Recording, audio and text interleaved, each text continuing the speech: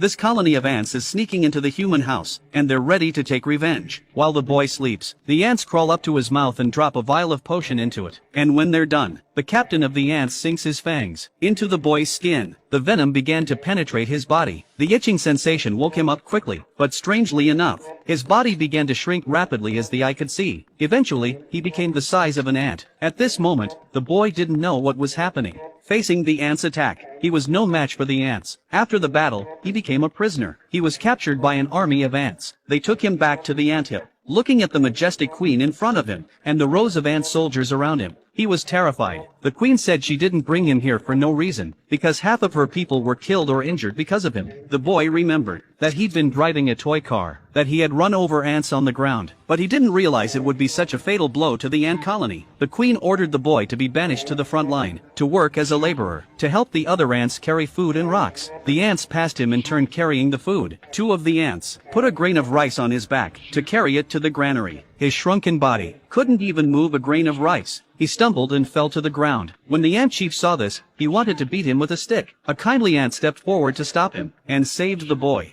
It's time to eat. All the ants are lining up for food. Only the boy sits on the ground, thinking of his home and his native land. An old ant reads his mind, and brought him his food, and reassured him not to be sad. As long as he works long enough, then he would be released from this place. The boy had a glimmer of hope. The termite family is now preparing to sneak into the nest. They're chewing up trees, trying to uproot the ant's nest. But the red ant chief is watching. He thought that there's going to be a war between the two ant families. Before that, they need to move food faster, to prepare for the coming war. At this moment, the red ant family have entered a state of war. They are working overtime to transport food. The empty granary is being filled up little by little. The boy saw that this kind of food transportation is still too inefficient, so he modeled on the four-wheeled vehicles of the human world. Ferris wheels and seesaws, with the available leaves. He made a variety of tools to carry the grain. Then he put the grains on the ground, one by one into a simple cart. He was able to transport 20 grains of rice by himself, 20 times more efficiently. The ants on the side were amazed. They're amazed that this little boy from the human world.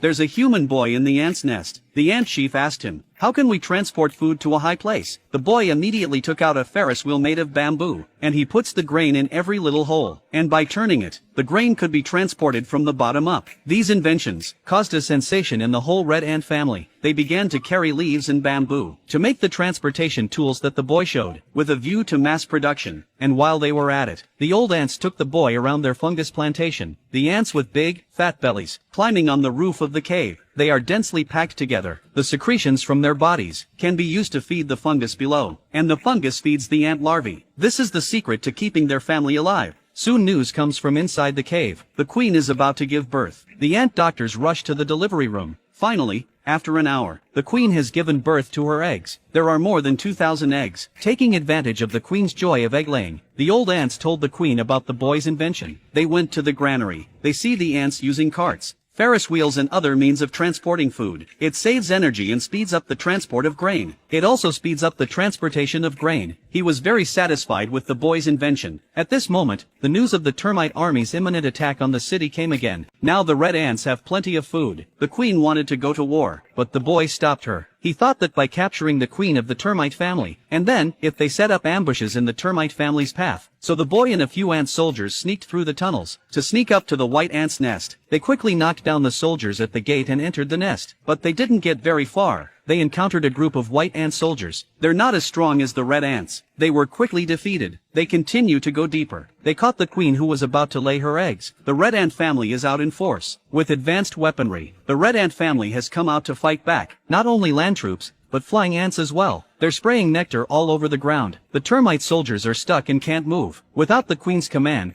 the termite army is scattered. The termite army looks like a scattered army. Finally, the red ant soldiers open the dam. The termite soldiers are scattered. After the war, the queen thanked the boy for helping her family. She gave him a pill to restore his appearance, and ordered the flying ants to escort him home. The boy realized that even the weak have the right to live.